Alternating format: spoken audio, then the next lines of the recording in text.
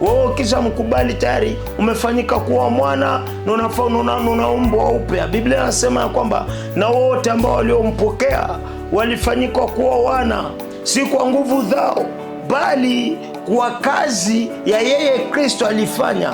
Ina maana nini? Kila ambaye atakayempokea anafanyika kuwa mwana. Yohana anasema kila ambaye atakayemkubali upotevu hakuna kwake. Bwana Yesu asifiwe sana. Hiyo kovu ambayo niko nakutangazia hapa imetoka katika ile neema ya ujumla. Haleluya, haleluya. Kukubali ya kwamba Yesu alitumwa kwa wokovu yangu. Njoo Paulo anaambia Waefeso ya kwamba kwa maana mmeokolewa kwa njia ya neema ambayo itoki katika nafsi zenu bali katika kipawa ya Mungu. Bwana Yesu asifiwe sana. Katika kipawa ya Mungu ina maana yake gani? Waefeso ni kanisa moja